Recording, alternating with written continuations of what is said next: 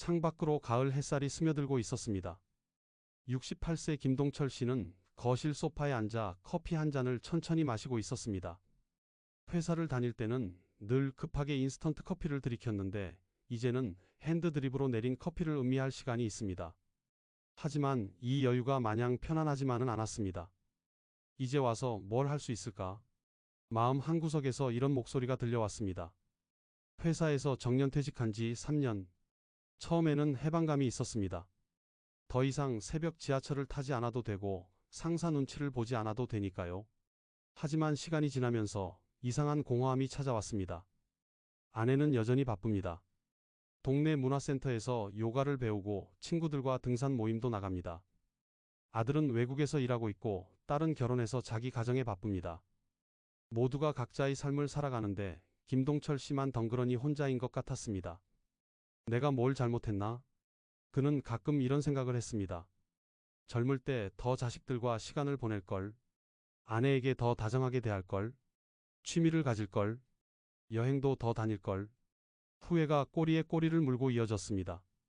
하지만 정말 그가 늦은 걸까요? 19세기 독일의 철학자 쇼펜하우어는 이렇게 말했습니다. 인생의 전반부는 우리가 끊임없이 무언가를 욕망하며 달려가는 시기라고. 그 욕망은 우리를 앞으로 밀어붙이지만 동시에 우리를 고통스럽게 만듭니다. 원하는 것을 얻지 못하면 괴롭고 얻어도 곧 권태로워지니까요. 하지만 인생의 후반부는 다릅니다.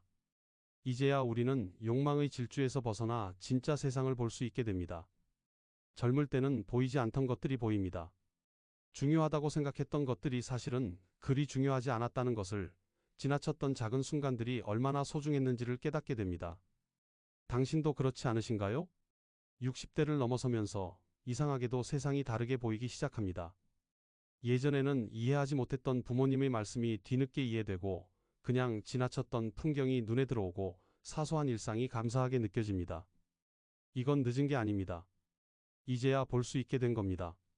오늘 우리는 그 이야기를 나눠보려 합니다. 인생의 후반부에 찾아오는 뒤늦은 깨달음들, 그것이 어떻게 우리에게 위로가 되고 지혜가 되는지 말입니다.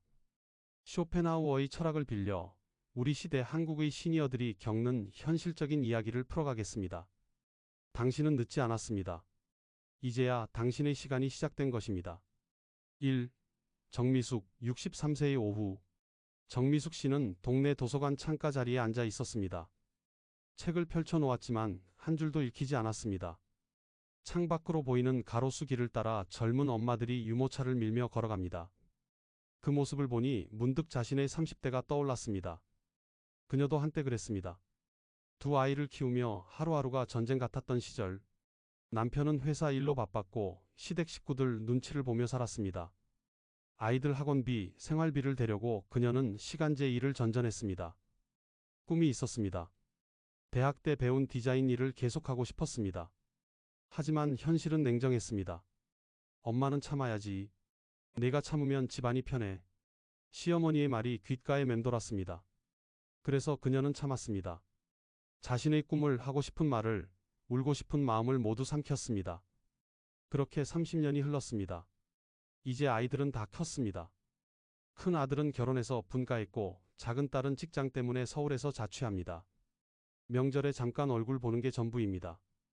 그렇게 헌신했던 시간들이 허무하게 느껴졌습니다. 내가 뭐 했나?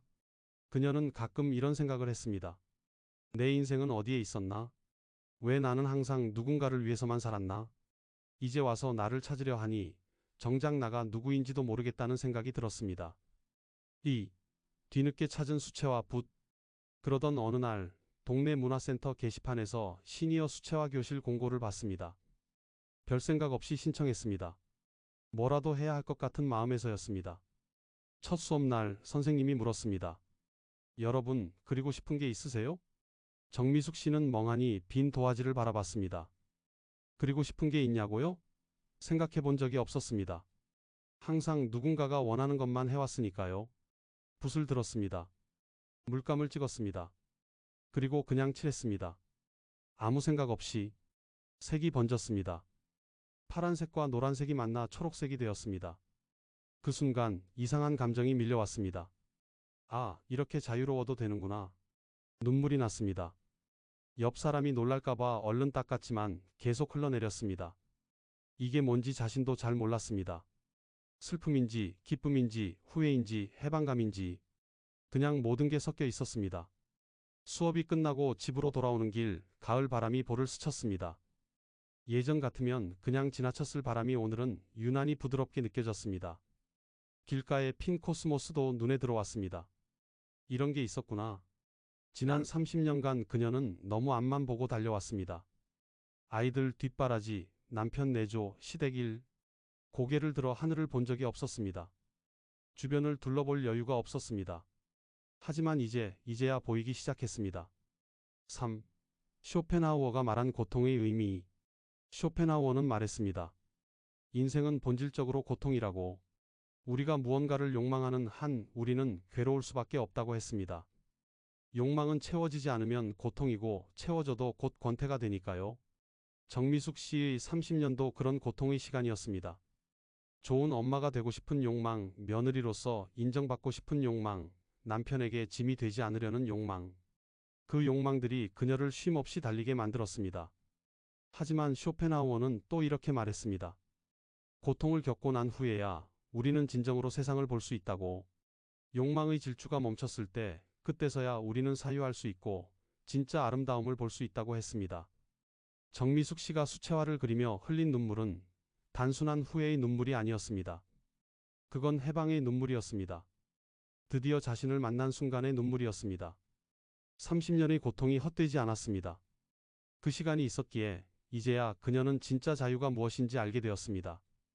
자신을 위해 산다는 게 이기적인 게 아니라 당연한 권리라는 걸 깨달았습니다. 그녀는 이제 매주 수채화 교실에 갑니다. 그리고 그립니다. 아무도 평가하지 않는 오직 자신만을 위한 그림을, 파란 하늘을, 노란 들판을, 빨간 석양을, 그리고 그 시간만큼은 그녀는 온전히 자신입니다. 4. 당신도 그렇지 않으신가요? 혹시 당신도 그렇지 않으신가요? 오랜 시간 누군가를 위해 살아왔던 분이라면 지금 이 순간 허무하게 느껴질 수도 있습니다. 내 시간은 어디 갔나 하는 아쉬움이 밀려올 수도 있습니다. 하지만 그 시간이 당신을 여기까지 데려왔습니다. 그 고통이 당신을 단단하게 만들었습니다. 그리고 이제야 당신은 진짜로 살 준비가 된 겁니다. 늦은 게 아닙니다. 이제 시작하는 겁니다. 정미숙 씨는 63세에 처음으로 자신의 그림을 그렸습니다. 그리고 그녀는 말합니다. 이게 내 인생에서 가장 아름다운 시간이에요. 당신의 가장 아름다운 시간도 지금부터 시작됩니다. 박영수 씨는 아파트 베란다에 서서 저 멀리 보이는 산을 바라봤습니다. 석양이 산등성이를 붉게 물들이고 있었습니다. 예전에는 이런 풍경에 관심도 없었는데 요즘은 자주 이렇게 서 있습니다. 그의 곁에는 아무도 없습니다. 아내는 5년 전에 세상을 떠났습니다. 갑작스러운 병이었습니다. 병원에 입원한 지 석 달 만에 그녀는 떠났습니다. 그는 그때서야 깨달았습니다. 아내가 얼마나 소중한 존재였는지를. 결혼 생활 40년 동안 그는 아내를 당연하게 여겼습니다. 밥을 해주는 것도, 빨래를 해주는 것도, 집안일을 도맡아 하는 것도 다 당연했습니다. 그는 돈을 벌어왔으니 자기 역할은 다 했다고 생각했습니다. 여보, 오늘 날씨 좋네요. 같이 산책할까요? 아내가 가끔 이렇게 말했습니다. 하지만 그는 늘 피곤하다는 핑계로 거절했습니다. 회사 일로 지쳤고 주말에는 골프 약속이 있었습니다. 아내와 단둘이 걷는다는 게 왠지 어색했습니다. 그렇게 시간은 흘렀습니다. 아내가 병원에 누워 있을 때 그는 처음으로 그녀의 손을 잡았습니다. 가늘고 차가운 손이었습니다. 그제야 그는 알았습니다. 아내가 얼마나 많은 걸 혼자 감당하며 살았는지를. 미안해. 그가 작게 속삭였습니다. 아내는 희미하게 웃으며 고개를 저었습니다. 괜찮아요. 당신이 옆에 있어줬잖아요. 하지만 그는 알고 있었습니다. 자신이 진짜로 옆에 있었던 적이 없다는 걸. 몸은 같은 집에 있었지만 마음은 항상 다른 곳에 있었다는 걸. 아내가 떠난 후 집은 텅 비어버렸습니다. 냉장고에는 반찬이 없었습니다. 빨래는 쌓였고 설거지는 그릇들이 싱크대에 가득했습니다. 그제야 그는 아내가 얼마나 많은 일을 해왔는지 깨달았습니다. 하지만 더 고통스러운 건 외로움. 처음에는 친구들을 자주 만났습니다. 술도 마시고 여행도 갔습니다. 하지만 시간이 지나면서 그들도 각자의 가족에게 돌아갔습니다. 결국 남는 건 혼자뿐이었습니다. 박영수 씨는 고독에 익숙해져야 했습니다. 처음에는 견디기 힘들었습니다. TV를 틀어놓고 라디오를 켜놓고 집 안에 소리를 채워 넣으려 했습니다. 하지만 그럴수록 공허함만 커졌습니다. 어느 날 그는 그냥 조용히 앉아 있기로 했습니다. 아무 소리도 내지 않고 그냥 앉아서 자신과 마주했습니다. 그리고 생각했습니다. 내가 왜 이렇게 됐지? 돌이켜보니 그는 평생 자신과 마주한 적이 없었습니다. 항상 무언가에 쫓기듯 살았습니다. 승진, 돈, 성공, 남들의 인정. 그걸 얻기 위해 달렸습니다. 정작 중요한 건 놓쳤습니다. 아내와의 시간, 자식들과의 대화, 자기 자신과의 대면. 쇼펜하우어는 말했습니다. 고독은 고통스럽지만 그 안에서 우리는 진정한 자기 자신을 만날 수 있다고. 세상의 소음에서 벗어나 혼자 있을 때 우리는 비로소 사유할 수 있다고 했습니다. 박영수 씨는 이제 매일 아침 혼자 산책을 합니다. 아내가 그토록 함께 걷자고 했던 그 길을 이제는 혼자지만 그는 걸으며 아내를 떠올립니다. 여보, 오늘 하늘 참 예쁘지? 그가 중얼거립니다. 아내가 대답은 하지 않지만 바람이 살짝 스치는 게 마치 대답처럼 느껴집니다. 그는 이제 알았습니다. 사랑이 뭔지. 사랑은 거창한 게 아니었습니다. 같이 산책하는 것, 같이 밥 먹는 것, 같이 웃는 것. 그런 평범한 순간들이 사랑이었습니다. 하지만 그는 그걸 너무 늦게 알았습니다. 아들에게 전화를 걸었습니다. 아들아, 이번 주말에 시간 있니? 같이 밥 먹을까? 아들은 놀란 듯 잠시 침묵했습니다. 아버지가 먼저 연락한 게 처음이었으니까요. 네, 아버지. 시간 낼게요. 밥을 먹으며 박영수 씨는 처음으로 아들에게 물었습니다. 너 요즘 어떻게 지내니? 힘든 건 없고? 아들은 깜짝 놀란 표정이었습니다. 하지만 천천히 이야기를 꺼냈습니다. 회사에서의 어려움, 육아의 고단함, 삶의 무게. 박영수 씨는 조용히 들었습니다. 예전 같으면 남자가 그 정도 가지고 힘들어하면 어떡하냐고 했을 겁니다. 하지만 이제는 그냥 들어주는 게 더 중요하다는 걸 알았습니다. 아들아, 고생이 많구나. 아빠가 몰라줘서 미안하다. 아들의 눈이 붉어졌습니다. 그리고 말했습니다. 아버지, 괜찮아요. 이렇게 말씀해 주시는 것만으로도 큰 힘이 돼요. 그날 저녁, 박영수 씨는 오랜만에 마음이 따뜻했습니다. 너무 늦게 시작한 관계 회복이었지만 그래도 시작했다는 게 중요했습니다. 늦었다고 생각할 때가 가장 빠를 때라는 말이 있습니다. 그 말이 이제야 이해됐습니다. 오, 당신에게도 아직 시간이 있습니다. 혹시 당신도 후회하고 계신가요? 소중한 사람에게 더 잘해줄 걸, 더 많이 사랑한다고 말할 걸, 더 자주 안아줄 걸. 하지만 아직 늦지 않았습니다. 지금이라도 전화를 거세요. 문자를 보내세요. 만나세요. 그리고 말하세요. 사랑한다고, 고맙다고, 미안하다고. 그 말 한마디가 관계를 바꿉니다. 그 말 한마디가 남은 인생을 바꿉니다. 박영수 씨는 70세에 처음으로 아들과 진짜 대화를 나눴습니다. 그리고 그는 이제 외롭지 않습니다. 아내는 곁에 없지만 그녀가 남긴 사랑은 여전히 그의 가슴에 남아 있습니다. 당신의 사랑도 지금부터 시작할 수 있습니다. 최인호 씨는 은행 지점장 출신이었습니다. 30년 넘게 금융권에서 일하며 승승장구했습니다. 연봉도 높았고 사회적 지위도 있었습니다. 사람들은 그를 성공한 사람이라고 불렀습니다. 하지만 정년퇴직 후 그의 삶은 급격히 달라졌습니다. 더 이상 명함이 없었습니다. 지점장이라는 직함도 사라졌습니다. 예전에는 그에게 전화를 걸던 사람들이 이제는 연락하지 않았습니다. 모임에 나가도 사람들은 현직에 있는 사람들에게만 관심을 보였습니다. 나는 이제 아무것도 아니구나. 그는 이런 생각에 빠졌습니다. 평생 쌓아온 게 무엇인가 싶었습니다. 결국 직함이 사라지니 자신의 존재감도 함께 사라진 것 같았습니다. 최인호 씨는 퇴직 후에도 바쁘게 살려고 했습니다. 이것저것 사업 아이템을 찾아다녔습니다. 창업 설명회에도 가고 프랜차이즈 상담도 받았습니다. 뭔가 해야 해. 가만히 있으면 안 돼. 그는 강박적으로 움직였습니다. 하지만 이상하게도 마음이 편하지 않았습니다. 무언가를 계속해야 한다는 압박감, 성공해야 한다는 조급함이 그를 짓눌렀습니다. 그러던 어느 날 건강검진을 받았습니다. 의사가 말했습니다. 스트레스 수치가 너무 높으시네요. 좀 쉬셔야겠어요. 쉬라고요? 그는 어떻게 쉬는지 몰랐습니다. 평생 쉬지 않고 달려왔는데 이제 와서 쉬라니 어떻게 해야 할지 막막했습니다. 그러던 중 아내가 제안했습니다. 여보, 우리 주말 농장이라도 해볼까? 그는 처음에는 시큰둥했습니다. 흙이나 만지고 채소나 키우는 게 뭐가 재미있겠냐고 생각했습니다. 하지만 아내가 워낙 원해서 마지못해 신청했습니다. 첫날 삽으로 땅을 파는데 생각보다 힘들었습니다. 땀이 비 오듯 흘렀습니다. 하지만 이상하게도 기분이 나쁘지 않았습니다. 씨앗을 심었습니다. 상추, 고추, 토마토. 처음에는 제대로 자랄지 반신반의했습니다. 하지만 일주일 후 텃밭에 가보니 작은 싹이 돋아나 있었습니다. 이게 나왔네? 그는 신기했습니다. 자신이 심은 씨앗이 진짜로 싹을 틀었습니다. 그 작은 싹을 보는데 마음이 묘하게 따뜻해졌습니다. 시간이 지나면서 최인호 씨는 주말 농장에 빠져들었습니다. 매주 토요일 아침이면 텃밭으로 향했습니다. 잡초를 뽑고 물을 주고 작물이 자라는 걸 지켜봤습니다.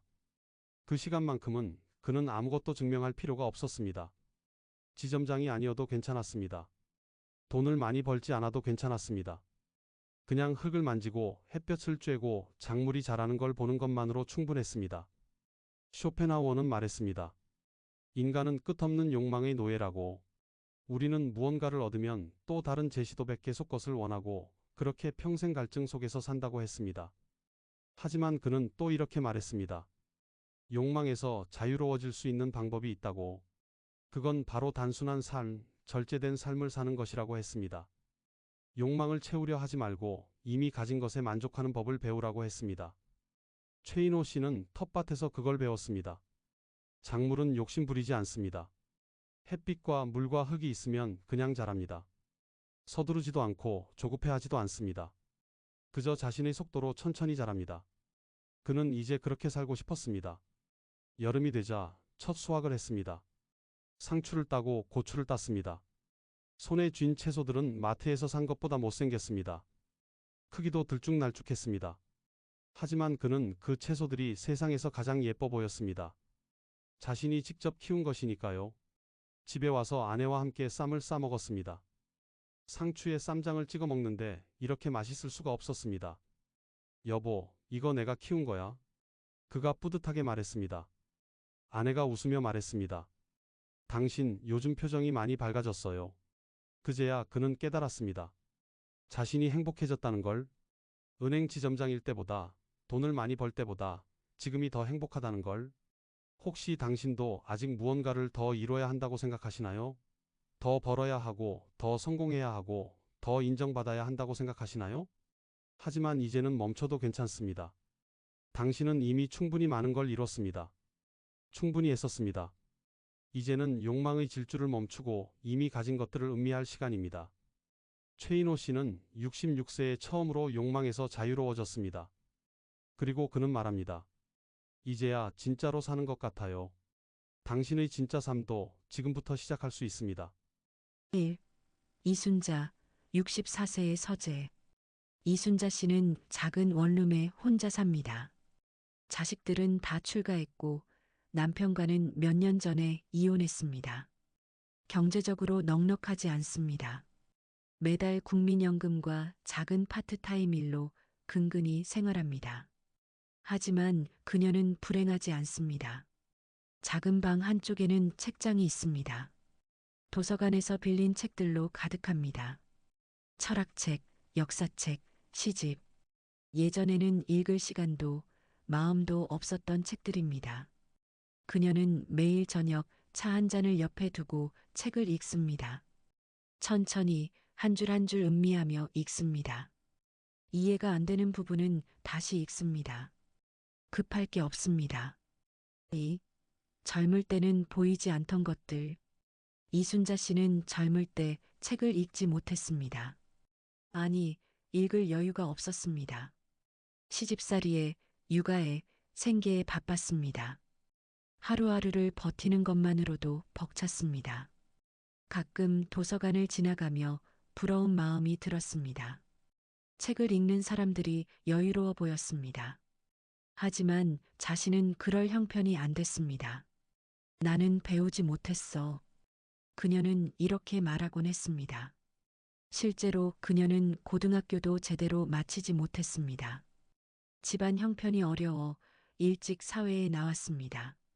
하지만 60대가 되어서야 그녀는 깨달았습니다. 배움에는 나이가 없다는 걸. 3. 도서관에서 만난 세계. 어느 날 동네 도서관에 갔습니다.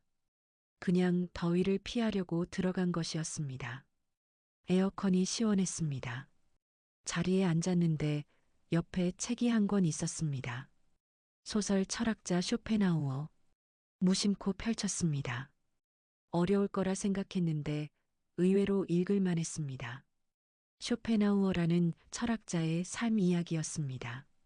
그는 평생 고독했고 인정받지 못했고 고통 속에서 살았습니다. 나랑 비슷하네. 그녀는 웃었습니다. 위대한 철학자도 결국 평범한 사람처럼 아프고 외로웠구나 싶었습니다. 그날 이후 그녀는 도서관에 자주 갔습니다. 철학책을 빌렸습니다.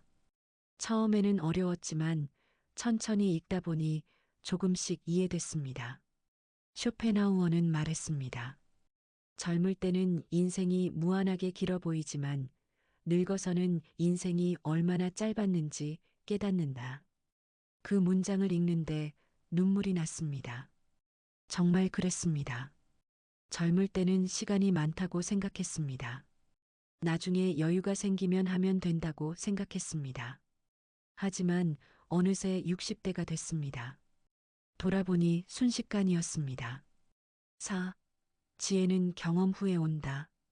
쇼펜하우어는 또 이렇게 말했습니다. 인생의 후반부는 전반부와 완전히 다르다.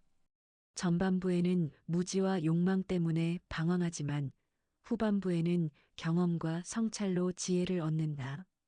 이순자 씨는 이 말이 와닿았습니다. 젊을 때는 정말 몰랐습니다. 돈이 중요한 줄만 알았고 남의 시선이 중요한 줄만 알았습니다. 그래서 억지로 웃고 참고 스스로를 속였습니다. 하지만 이제는 압니다. 진짜 중요한 건 자신의 마음이라는 걸. 남이 뭐라 하든 가난하든 부유하든 자기 자신과 화해하고 평화로운 게 가장 중요하다는 걸. 그녀는 책을 통해 배웠습니다. 소크라테스, 플라톤, 니체, 쇼펜하우어. 그들도 다 고통 속에서 살았고 그 고통을 통해 지혜를 얻었습니다. 나도 그런 거구나. 그녀는 자신의 인생을 다시 봤습니다. 시집살이의 고통, 이혼의 아픔, 경제적 어려움. 그 모든 게 헛되지 않았습니다. 그 시간들이 그녀를 단단하게 만들었습니다.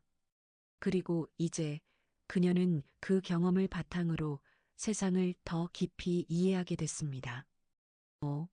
나이 들면 축복이다. 어느 날 도서관에서 젊은 대학생을 만났습니다. 그 학생은 시험 공부에 지쳐 보였습니다. 할머니, 인생이 너무 힘들어요. 이순자 씨는 그 학생을 보며 옛날의 자신이 떠올랐습니다. 그리고 말했습니다. 지금은 힘들겠지만 나중에 돌아보면 다 의미가 있을 거야. 지금의 고통이 너를 더 깊은 사람으로 만들어줄 거야. 학생은 고개를 끄덕였습니다. 이해했는지는 모르겠지만 이순자 씨는 그 말이 진심이라는 걸 알고 있었습니다.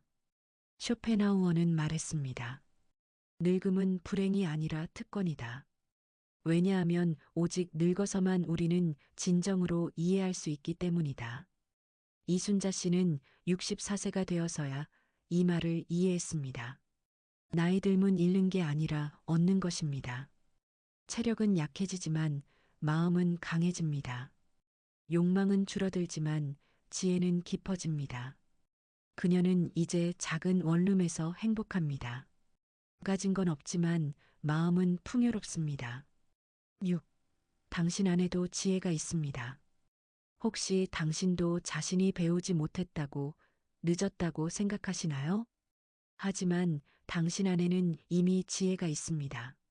살아온 시간이, 겪어온 고통이, 극복해온 어려움이 모두 당신의 지혜입니다. 이순자 씨는 64세에 철학을 처음 배웠습니다. 그리고 그녀는 말합니다. 이제야 인생이 보여요. 이제야 진짜로 살 수 있어요. 당신의 지혜도 지금 이 순간 빛나고 있습니다. 철학적 해석 쇼펜하우어와 인생 후반부의 의미. 1. 의지와 욕망의 질주. 쇼펜하우어는 인간을 맹목적인 의지의 노예라고 표현했습니다. 우리는 태어나면서부터 끊임없이 무언가를 원하게 됩니다. 배고프면 음식을 원하고, 외로우면 사랑을 원하고, 불안하면 안정을 원합니다. 이 욕망은 결코 채워지지 않습니다. 하나를 얻으면 또 다른 것을 원하게 됩니다. 승진하면 더 높은 자리를 원하고, 돈을 벌면 더 많은 돈을 원합니다. 이것이 인간 존재의 비극입니다. 우리가 앞서 만난 김동철 씨, 정미숙 씨, 박영수 씨, 최인호 씨 모두 이런 욕망의 질주 속에서 살았습니다. 그들은 무언가를 끊임없이 추구했고 그 과정에서 정작 중요한 것들을 놓쳤습니다. 하지만 쇼펜하우어는 이렇게도 말했습니다. 고통을 겪고 난 후에야 우리는 비로소 욕망에서 벗어날 수 있다. 인생의 후반부는 바로 그런 시기입니다. 더 이상 젊지 않고 더 이상 무한히 달릴 수 없게 되었을 때 우리는 비로소 멈출 수 있습니다. 그리고 그때서야 진짜 세상이 보입니다. 2. 고독 속에서 찾는 자기 자신. 쇼펜하우어는 고독을 두려워하지 않았습니다. 오히려 그는 고독을 사랑했습니다. 왜냐하면 고독 속에서만 진정한 사유가 가능하다고 믿었기 때문입니다. 세상은 시끄럽습니다. 사람들의 목소리, 사회적 기대, 타인의 시선. 그 소음 속에서 우리는 자신의 목소리를 잃어버립니다. 하지만 혼자 있을 때, 조용히 앉아 있을 때, 우리는 비로소 자기 자신과 마주할 수 있습니다. 박영수 씨가 아내를 잃고 혼자가 되었을 때, 처음에는 고통스러웠습니다. 하지만 그 고독 속에서 그는 자신을 돌아볼 수 있었습니다. 자신이 얼마나 소중한 것들을 당연하게 여겼는지, 얼마나 잘못 살았는지 깨달았습니다. 60대가 되면 많은 것들이 떠나갑니다. 직장, 건강, 가까운 사람들. 하지만 그 떠남이 반드시 나쁜 것만은 아닙니다. 그 빈자리가 우리에게 생각할 공간을 줍니다. 그리고 그 공간에서 우리는 진정한 자기 자신을 만납니다. 3. 절제와 단순함의 지혜. 쇼펜하우어는 검소한 삶을 추천했습니다. 많이 가지려 하지 말고 적게 가지되 만족하라고 했습니다. 왜냐하면 소유가 많을수록 걱정도 많아지고 욕망도 커지기 때문입니다. 최인호 씨가 텃밭을 가꾸며 깨달은 것이 바로 이것입니다. 화려한 직함도 많은 돈도 필요하지 않았습니다. 흙을 만지고 작물이 자라는 걸 보는 것만으로 충분했습니다. 인생의 후반부는 내려놓는 시간입니다. 더 이상 채우려 하지 않고 이미 가진 것에 감사하는 시간입니다. 쇼펜하우어는 이것을 의지의 부정이라고 불렀습니다. 욕망을 끝없이 추구하는 대신 욕망 자체를 내려놓는 것입니다. 이것이 진정한 자유입니다. 4. 고통이 남긴 선물. 쇼펜하우어의 철학은 비관적으로 들릴 수 있습니다. 인생은 고통이고 욕망은 끝이 없고 우리는 결국 모두 죽는다.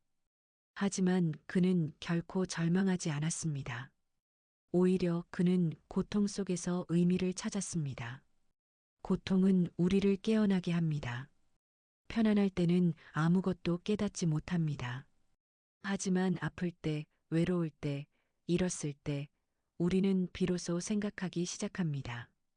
정미숙 씨의 30년 시집살이는 고통이었습니다. 하지만 그 고통이 그녀를 단단하게 만들었습니다.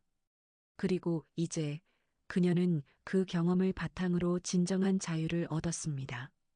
이순자 씨의 가난과 이혼도 고통이었습니다. 하지만 그 고통이 그녀를 깊은 사람으로 만들었습니다. 그리고 이제 그녀는 책을 통해 세상을 더 깊이 이해하게 됐습니다. 고통은 헛되지 않습니다. 고통은 우리에게 지혜를 남깁니다. 이제야 보이는 아름다움. 쇼펜하우어는 예술과 아름다움을 사랑했습니다. 그는 예술이 우리를 욕망에서 해방시킨다고 믿었습니다. 아름다운 그림을 볼 때, 음악을 들을 때, 우리는 잠시 욕망을 잊고 순수하게 감상에 빠집니다. 인생의 후반부는 바로 그런 시간입니다.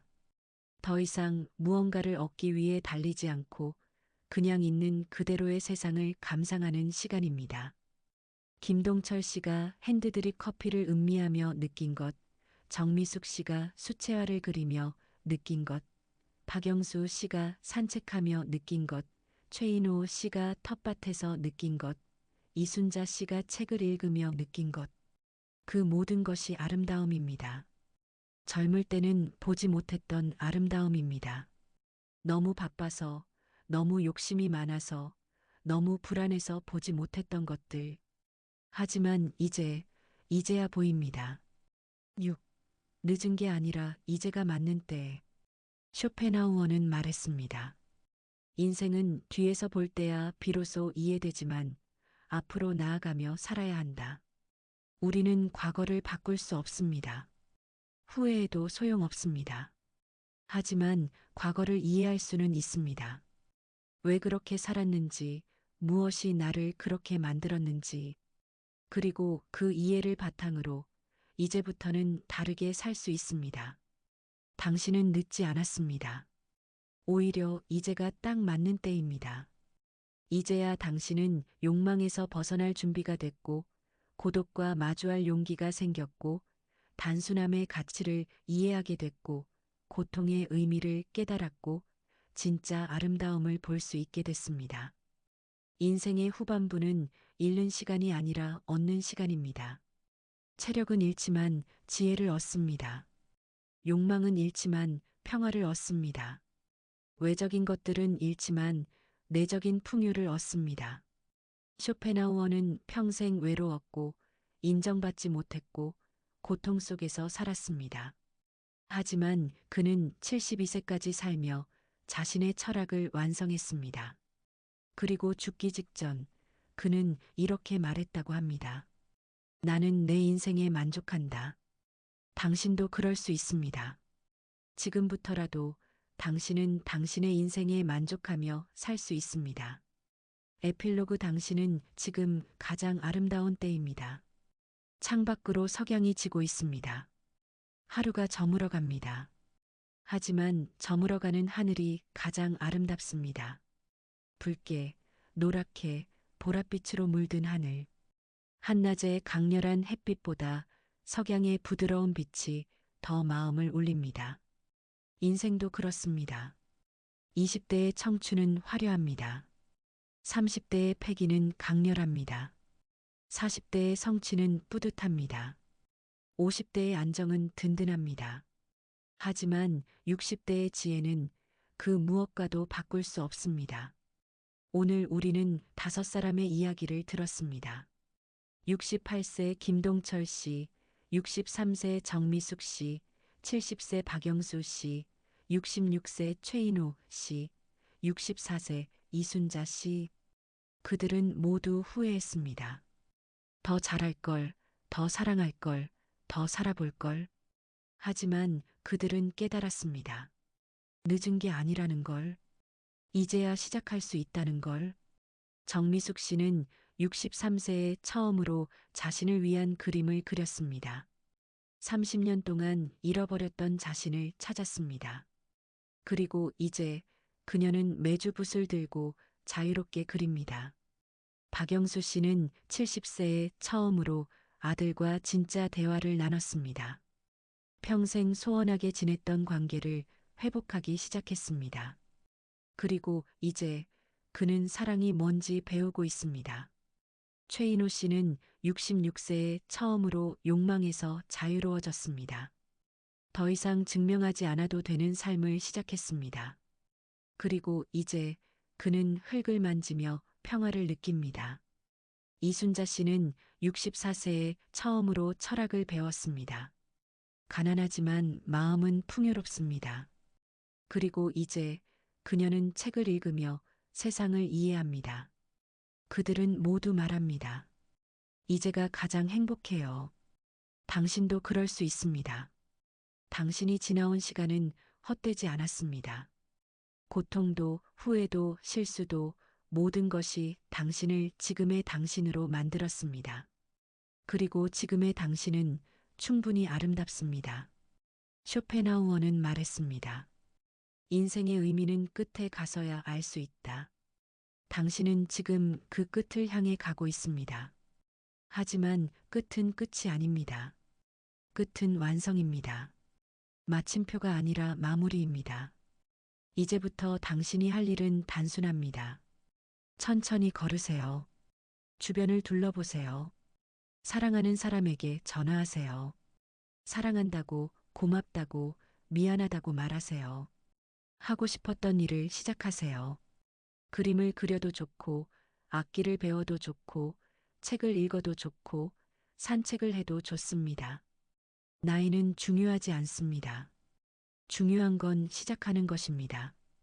욕망을 내려놓으세요. 더 이상 무언가를 증명하려 하지 마세요. 당신은 이미 충분합니다. 있는 그대로의 당신으로 충분합니다. 고독을 두려워하지 마세요. 혼자 있는 시간이 당신을 더 깊은 사람으로 만들어줄 겁니다. 조용히 앉아 자신과 대화하세요. 자신을 이해하고 용서하고 사랑하세요. 그리고 마지막으로 지금 이 순간을 음미하세요. 커피 한 잔, 따뜻한 햇살, 부드러운 바람, 사랑하는 사람의 미소. 그 모든 작은 것들이 기적입니다. 당신은 늦지 않았습니다.